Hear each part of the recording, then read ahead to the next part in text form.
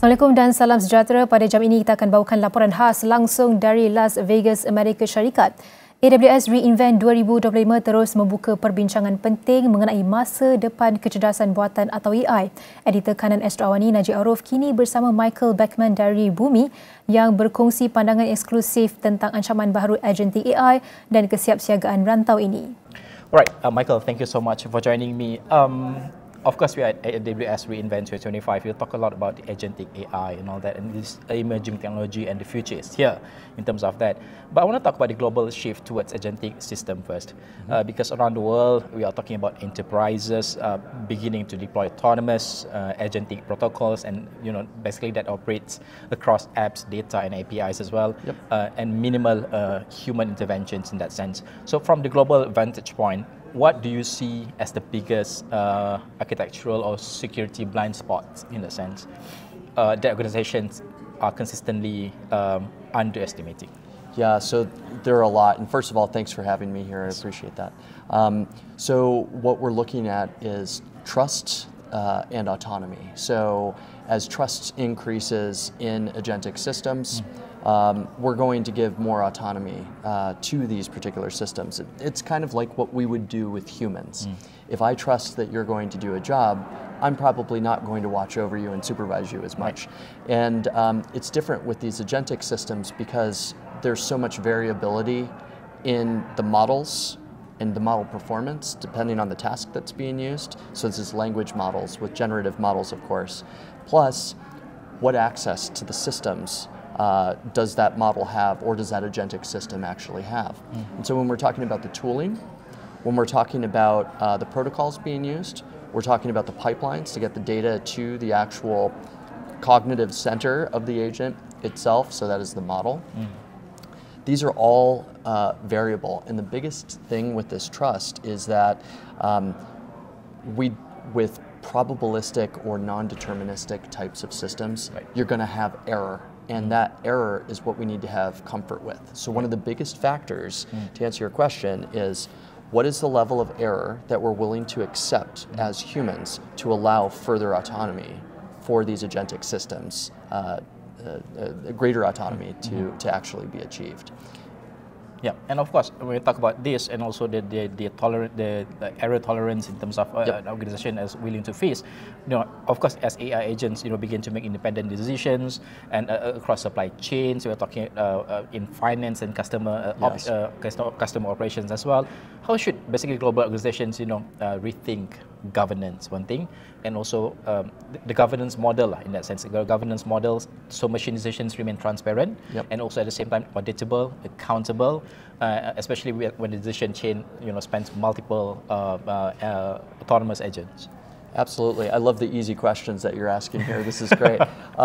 So the idea about all of this is, first of all, we have to have a standard for governance within the policy level of, I think, a country or even a region, down into the organization itself.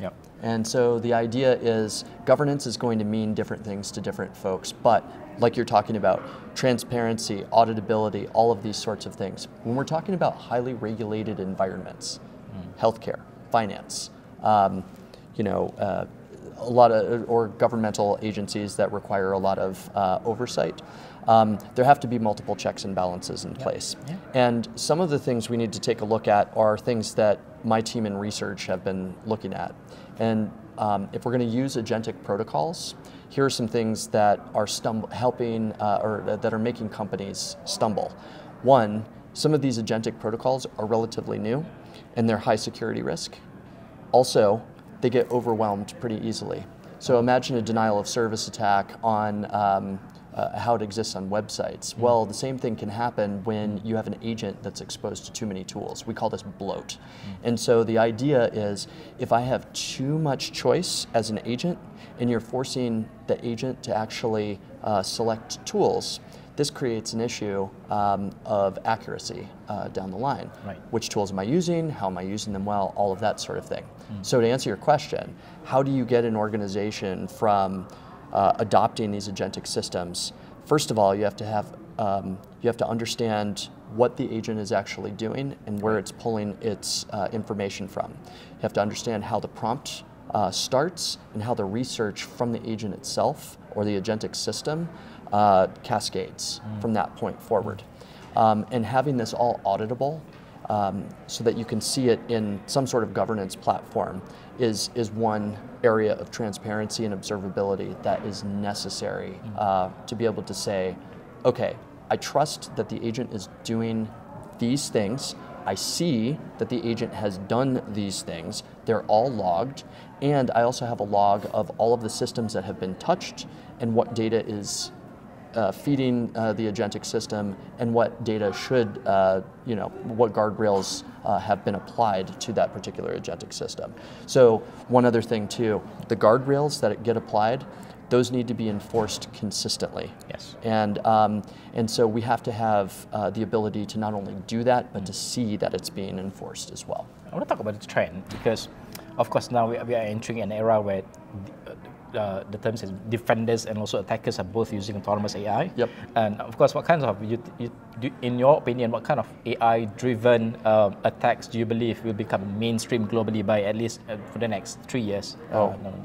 Yeah, great question. I think spoofing humans is one thing that's going to happen. We're already seeing it now in voice and video recognition, right? Yeah. So agents that are acting on behalf of a user, where they're given credentials that they shouldn't have access to. Some of the simple things that are going on, like I said, security leaks with some of these agentic protocols, would be the ability for system-level access to exist somewhere in the agentic chain.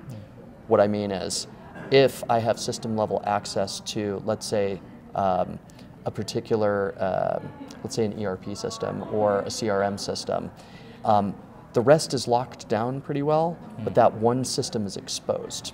That could be a weak point.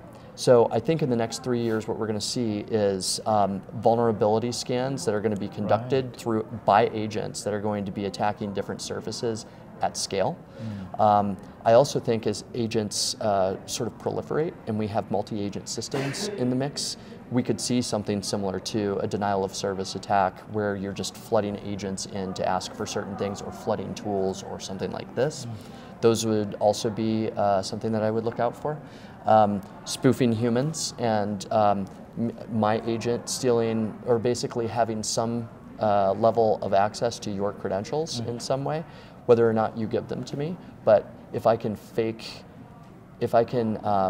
offer some sort of phishing attack, which is super sophisticated, and I can get at least credentials to one system, it could be a backdoor into the rest. And so we're going to have this cat and mouse game that's going to happen. And we've seen this historically. We're going to see it a lot more. But I think those are certain ways that things are going to happen with security risk. But I think one thing that we're already seeing, if you talk to some of my friends who are in the security space directly, they're already saying video attacks, spoofing people who look like you, and making people think that they're faking your identity. That's happening all over the place right now. It's just the start of it. All right, I want to talk about ASEAN, since I'm from Malaysia. So I want to talk about the agentic AI in the ASEAN level, because ASEAN is moving, of course, towards harmonized AI governance. Yep. We have what we call DEFA, we are trying to achieve. Now substantial agreement has been achieved, which is digital economy agreement framework. And one of it under the DEFA is AI governance, which is to ensure that AI technology is can be it's auditable and all that. So which global regulatory, in that sense, or regulatory principles or best practices should ASEAN learn from in terms of this? So ASEAN's in I'll get ASEAN first, but I want to talk about Malaysia specifically too, if that's okay. So for one, ASEAN takes a very pragmatic approach, and it's really interesting because there's, of course, Chinese hyperscaler influence as well as US hyperscaler influence. They have their own governance practices with these hyperscalers, such as AWS, and then there's the governmental practices that you can look at with the EU regulatory acts for AI, the EU AI Act.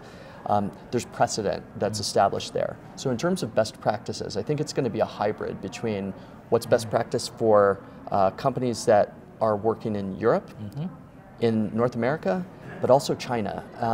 And if you look at some of the comparative analysis between the hyperscalers, I think that the governance in China is probably pretty good. Like Alibaba Cloud, for instance, as well as Tencent, and some of the Chinese hyperscalers have really good auditability and traceability and like strict controls.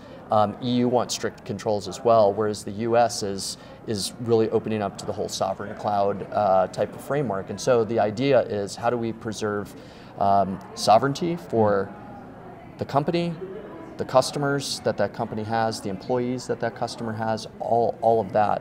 I think it's going to be a blend of a couple of things, but I think ASEAN in specific is probably going to benefit by both Chinese and US systems. Okay. So that's one.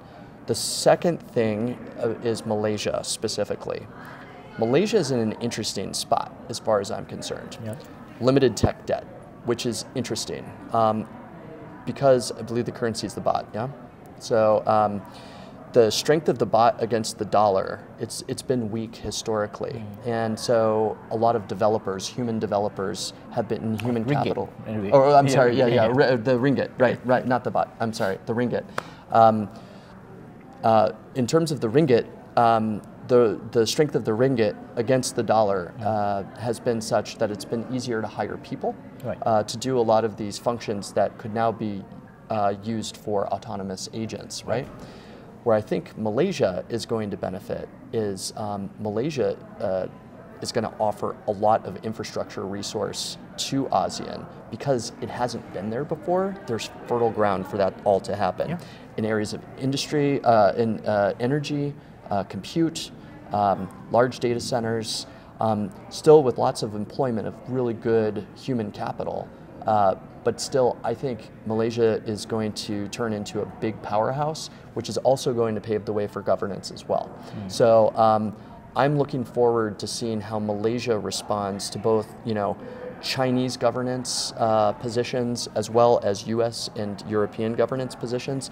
But I think that over the next year or so, once the EU AI Act really solidifies and we get ratification from a lot of the member countries of the EU, maybe ANZ as well, but definitely as we start to see more governance and policy between the US and China and the changing political landscape, I think Malaysia is going to benefit greatly from all of this. So the balancing act is not an easy task. It's a new war, I would say. Yep. Okay. Well, and you're on the front of the line there too, right? So this is why it's important that Malaysia gets it right. And I think Malaysia is going to be critical to the future of ASEAN in Southeast Asia, maybe even all of Asia, as a matter of fact. So. All right. Michael, thank you so much for joining us. Really appreciate you explaining this and makes us understand. And the important part is how Malaysia should be on the right track, or on the right track currently, but facing a lot of difficulties and also challenges ahead. Thank you so much, Michael. Absolutely. Thank you for having me. Thank you. All right.